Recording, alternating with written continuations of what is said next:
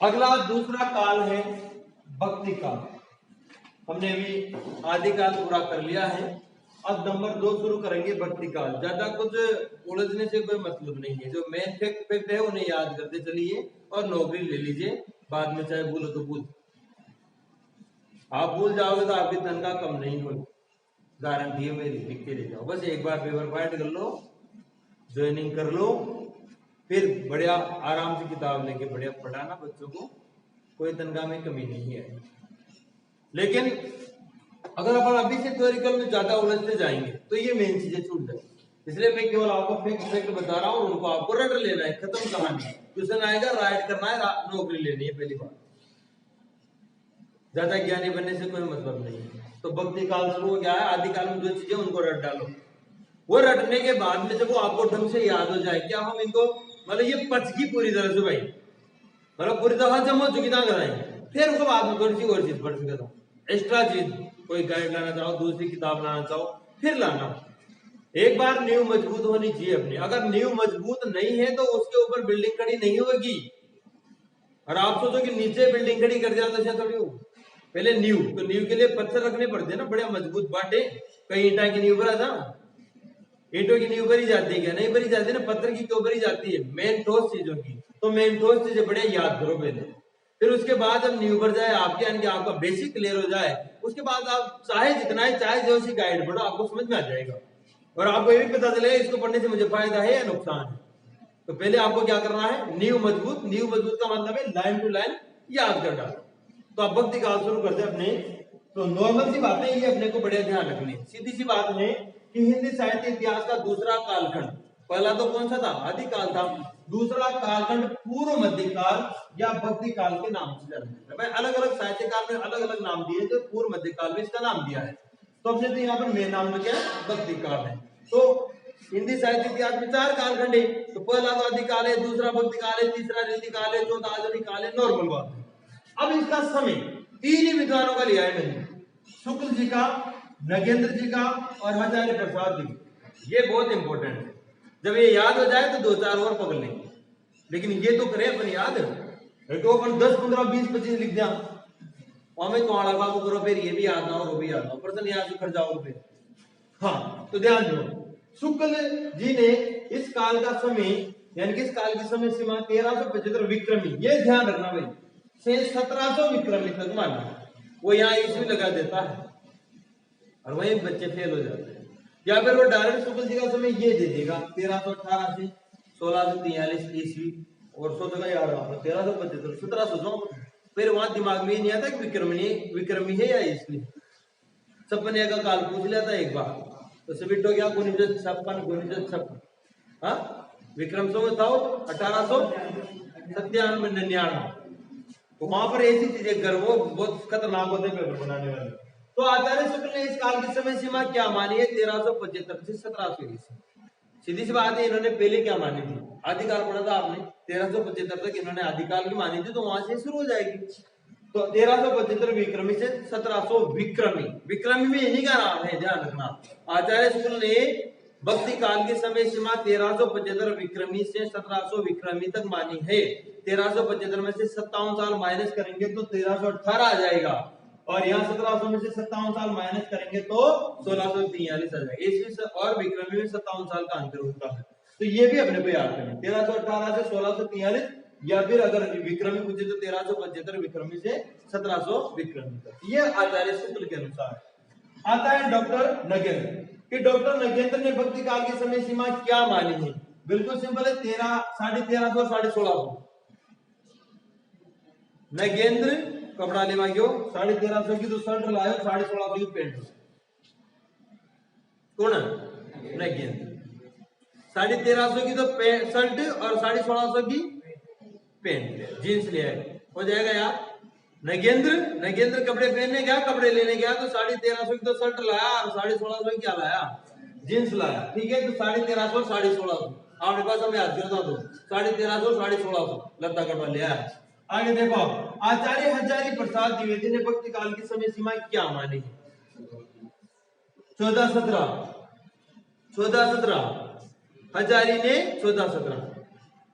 हजार का फूल रहता ना वो 14-17 का जा रहा है, या फिर हजार का फूल की क्वालिटी 14-17 अपन गुआ की ना 37-65 तो हजार आगे 14-17 हजार आगे 14-17 हो जाओगा ना यार। नगेंद्र 1350 1650 की जींस पहन ले 1350 1650 की।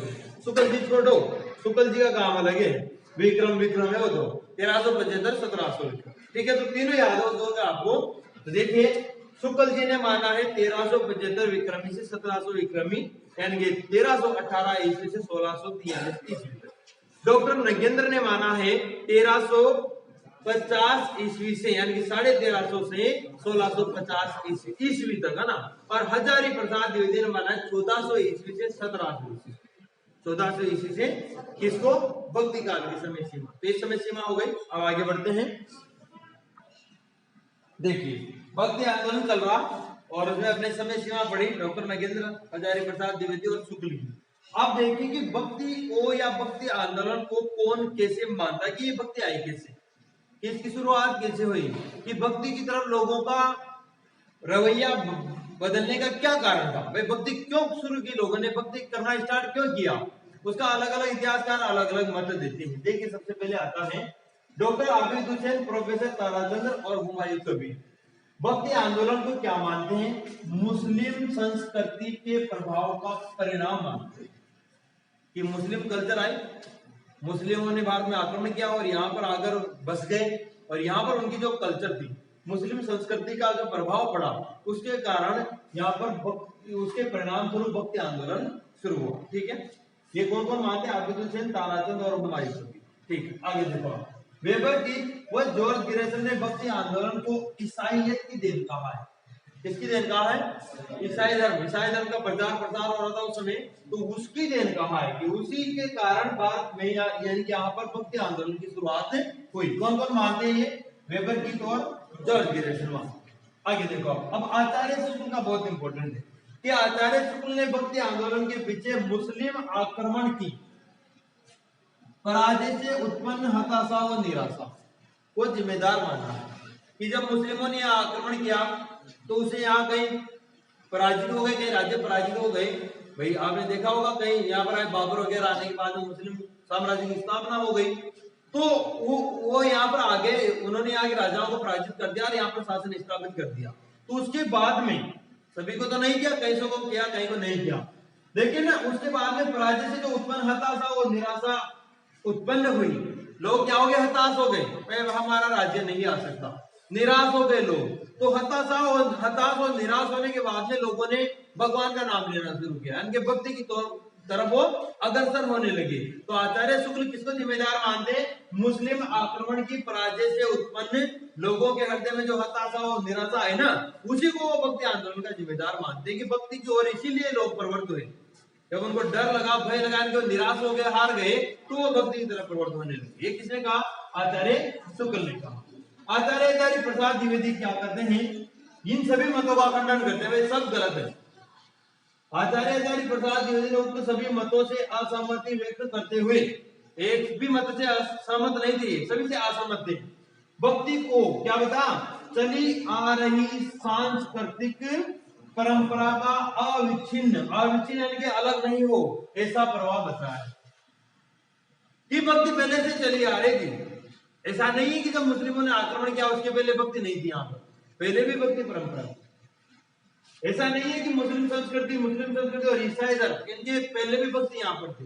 तो उन्होंने सबसे असहमति व्यक्त करते हुए इन्होंने कहा है कि भक्ति चली आ रही सांस्कृतिक परंपरा का अविच्छिन्न प्रवाह है। तो आपको ये सारे याद करने, आप कैसे याद करें, याद करने के तरीके देखो। इसको सबसे पहले याद करेंगे, एक एक शब्द सब में अपने को देखना है। मुस्लिम संस्कृति के प्रभाव का परिणाम कौन मानते हैं, आता हूं। मुस्लिम संस्कृति के प्रभाव का परिणाम कौन कौन मानते हैं, भक्ति को आता हूं मुस्लिम संस्कृति। ये ट्रिक से आप तीनों का नाम याद रखेंगे, आबिद हुसैन, ताराचंद और हुमायूं कबीर। हो जाएगा याद, आता हूं ने क्या माना है, मुस्लिम संस्कृति का प्रभाव माना है। ठीक है, आगे देखो। वेबर की और जॉर्ज गिरेसन ने भक्ति आंदोलन को ईसाइयत की देन, तो अपने को याद करना है ईसाइयत की देन, है ना। तो कैसे याद करेंगे, वे जा ईसा या ईसाई का तो वे जा ईसा से याद करेंगे, वे से वेबर की, इसे ईसाइयत की देन, है ना।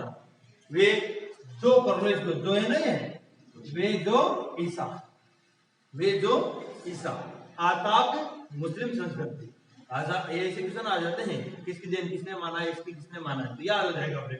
वे जो ईसा, वेबर की और जॉर्ज गिरेसन ने क्या माना है, ईसाइयत की देन माना है, ईसा से याद हो जाएगा अपने। वे जो ईसाई कर लो या ईसाइयत कर लो, ईसाई भी कर सकते हैं, वे जो ईसाइयत की देन माना है, हो गया। तो आचार्य शुक्ल ने भक्ति आंदोलन के पीछे मुस्लिम आक्रमण की पराजय से उत्पन्न हताशा और निराशा, हताशा निराशा शुक्ल, ये इफेक्ट अंडरलाइन कर लेना इनको ना, हताशा निराशा को किसने माना है, शुक्ल ने, ठीक है। हजारी प्रसाद द्विवेदी ने उक्त सभी मतों से असहमति व्यक्त करते हुए उन्होंने कहा कि भक्ति चली आ रही सांस्कृतिक परंपरा का अविच्छिन्न प्रवाह है। तो इसमें आप याद करेंगे सांस्कृतिक परंपरा का अविच्छिन्न प्रवाह किसने बताया, हजारी प्रसाद द्विवेदी। तो देखो आता हूं मुस्लिम संस्कृति, वे जो ईसाइयत की देन, और शुक्ल हताशा निराशा, और हजारी सांस्कृतिक परंपरा, चारों परिभाषा अपने भैया याद, ठीक है।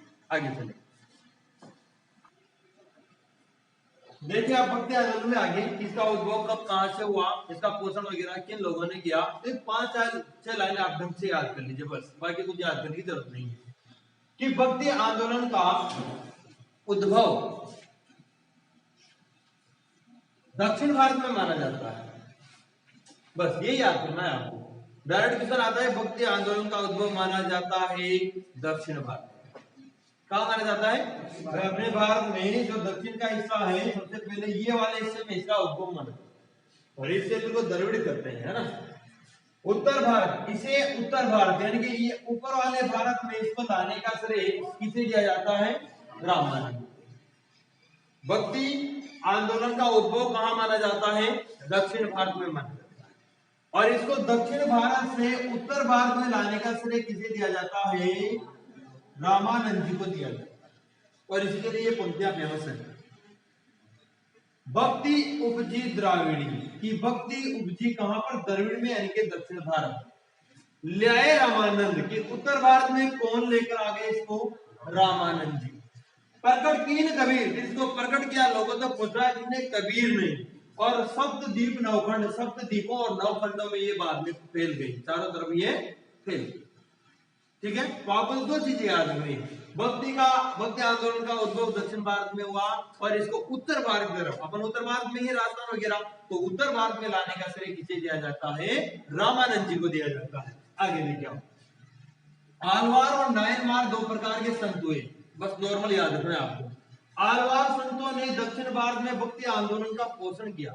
जब दक्षिण भारत में भक्ति आंदोलन शुरुआत हुई, उद्भव हुआ भक्ति आंदोलन का, तो उसका पोषण किसने किया था, आलवार संतों ने, ये याद करना है आपको। दक्षिण भारत में भक्ति आंदोलन का पोषण किसने किया, आलवार संतों ने, आलवार संतों ने। आलवार विष्णु के उपासक थे और नायनमार शिव के उपासक थे। अब कैसे याद करें, हाँ बिल्कुल बिल्कुल सही पहुंचे आप। नयन, नयन से अपने याद क्या याद रहेगा, नयन, शिव जी के 3 नयन थे, तो शिव के उपासक कौन थे, नयनमार। और आलवार कौन थे, विष्णु के, आलवार किसके थे, विष्णु के, ठीक है। आगे देखो, आलवार संतों अथवा भक्तों की संख्या 12 मानी जाती है। आलवार संतों की संख्या कितनी मानी जाती है, 12। आलवार संत विष्णु के उपासक थे और इनकी टोटल संख्या मानी जाती है 12 मानी जाती है। आंडाल, ये महिला है, आंडाल आलवार संत थी, तो ये ध्यान रखना, आंडाल आलवार संत थी, है ना। और जिसे क्या कहा जाता है, अब ध्यान रखो, दक्षिण की मीरा, दक्षिण में, तो आपको ध्यान होना चाहिए कि आलवार संतों ने दक्षिण भारत में भक्ति आंदोलन का पोषण किया था। तो आलवार संत थी ना आंडाल भी, ये भी दक्षिण भारत में रहेगी, तो हमारे राजस्थान में तो मीरा है, तो दक्षिण भारत में जैसे मीराबाई ने अपने राजस्थान में भक्ति का प्रचार प्रसार किया, उसी प्रकार दक्षिण भारत में इन्होंने किया था, किसने, आंडाल ने। तो इसलिए इन्हें क्या कहा गया, दक्षिण की मीरा।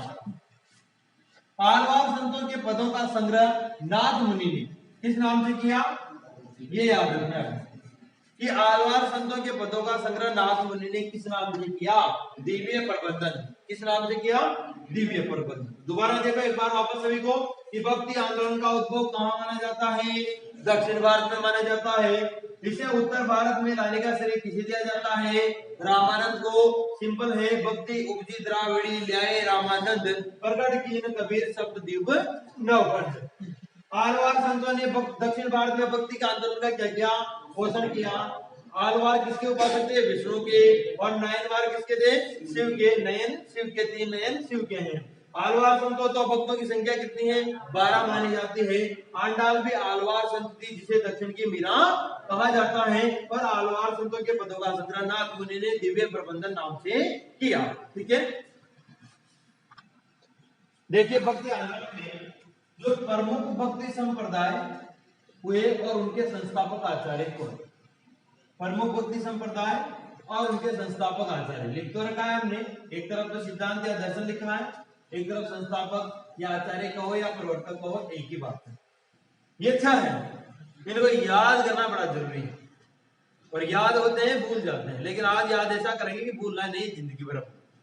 देखिए कैसे याद करते हैं, एक एक को ऐसा पकड़ पकड़ के फेंकेंगे कि भूलेंगे नहीं। अद्वैतवाद यहां से पकड़ना है, इसके है शंकराचार्य। अब ऐसे अपने को ध्यान रखना है, यहां देखो अब द्वैतवाद, द्वैतवाद, द्वैतवाद, द्वैतवाद और द्वैतवाद। अब बीमारी तो ये है पीछे वाली, तो पीछे की बीमारी को भूल जाओ, द्वैतवाद शब्द को भूल जाओ, दिमाग में मत रखो इसको, ये कंफ्यूजन करेगा आपको। आप तो द्वैतवाद को भूल जाओ, आगे आगे वाले शब्द याद को देखे याद नहीं होता क्या? बस द्वैतवाद आपको कहां याद रखना? यहां द्वैतवाद मध्वाचार्य। द्वैतवाद कौन है? मध्वाचार्य है। जब डायरेक्ट आ जाए ना द्वैतवाद, ओनली द्वैतवाद, ये शब्द करता है सारा कचरा। तो आप तो ये याद रखो कि द्वैतवाद आएगा वहां हमें मध्वाचार्य लगाना है। क्या लगाना है? मध्वाचार्य। क्या लगाना है? तो द का संबंध यानी कि द्वे का संबंध किससे है? डायरेक्ट म से याद रखो। म एक में भी नहीं आगे देख लो, म आधा द भी है, ये भी है, लेकिन ये शुद्ध अद्वैत में भी आ जाता है आधा द, तो ये और बीमारी कर देगा। ऐसे याद रखो आप तो द्वैतवाद शब्द को पकड़ लो, बाकी कुछ याद मत रखो, लेकिन द्वैतवाद को अलग से कि केवल द्वैतवाद आएगा तो हमें मध्वाचार्य ही लगाना है। तो द्वैतवाद म, ठीक है, द्वैतवाद मध्वाचार्य हो जाएगा याद। अब आगे देखो, बाकी याद कर देंगे। अगर अ लग जाए तो शंकर भगवान आ जाएंगे। अगर द्वैतवाद के आगे क्या लग गया? अ लग गया, तो अ से क्या करेंगे अपन? शंकराचार्य। अगर सिंपल द्वैतवाद आएगा तो क्या करेंगे? मध्वाचार्य। लेकिन द्वैतवाद के पहले अ जोड़ दिया तो शंकराचार्य हो गया। क्या हो गया? शंकराचार्य, यानी कि तीसरी आंख और जुड़ गई, शंकराचार्य हो गया। ठीक है, अब देखो आगे एक है विशिष्टाद्वैतवाद। अब यहां पर द्वैतवाद को भूल जाओ, क्या याद रखो? विशिष्ट। विशिष्ट कहां है? नहीं है ना कहीं भी, तो विशिष्ट कौन है? राम। ऐसे मर्यादा पुरुषोत्तम राम, पुरुषों में उत्तम है तो पुरुषों में विशिष्ट है कौन? राम। पुरुषों में विशिष्ट कौन है? राम। द्वैतवाद आ जाए तो क्या करेंगे? म से मध्वाचार्य करेंगे। अगर द्वैतवाद के आगे अ जोड़ देंगे तो क्या करेंगे? शंकराचार्य करेंगे। और अगर विशिष्ट जोड़ देंगे तो विशिष्ट है राम, अ है शंकर, विशिष्ट है राम, तो रामानुजाचार्य।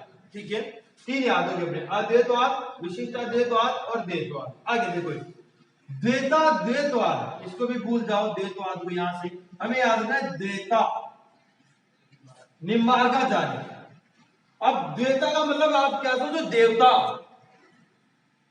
देवता कहीं चढ़ावा नींबू, देवता कहीं चढ़ावा नींबू, ऐसा कर लो।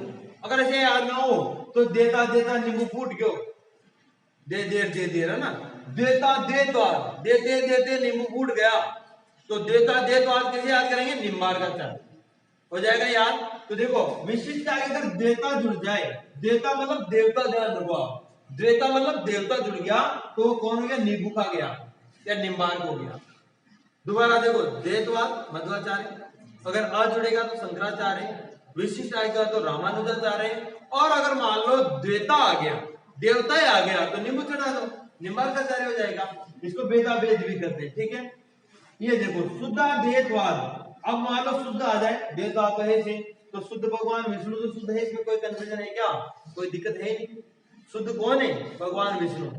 विशिष्ट कौन है? भगवान राम। अब किसके लगेगा? शंकर के लगेगा। और देवता देवता की क्या चढ़ाएंगे? नींबू चढ़ाएंगे, निम्बा। इसको तो याद करने की जरूरत है नहीं, बाबा रामदेव जी रोज ही करावता है, पतंजलि वाला योग करो। पतंजलि तो आपको प्रोडक्ट है, और उसको क्या कराते हैं? योग वही तो कराते हैं। योग दिवस मनाने लगे विश्व में, काफी प्रचार किया है उन्होंने योग का, इसमें कोई दो राय नहीं है भाई। तो योग गुरु, योग आ जाए तो योग कराता है पतंजलि, बाबा रामदेव याद आए जब, तो योग दर्शन पतंजलि हुए याद। तो दोबारा देखो, इसको तो मत देखो, सामने देखो, द्वैत आएगा, द्वैतवाद आएगा तो सिंपल मध्वाचार्य, जुड़ जाएगा तो शंकराचार्य, विशिष्ट आएगा तो राम है ना, रामानुजाचार्य। और एक कौन सा था आपने? देवता देव, तो देवता आ जाएगा तो निम्बार्काचार्य। और आपने विशुद्ध आ गया, शुद्ध देवता आ गया तो विष्णु स्वामी। और लास्ट में पतंजलि आओ तो योग दर्शन से योग पतंजलि। हो गया याद? हो गया याद? ठीक है। तो अब आगे कल पढ़ेंगे अपन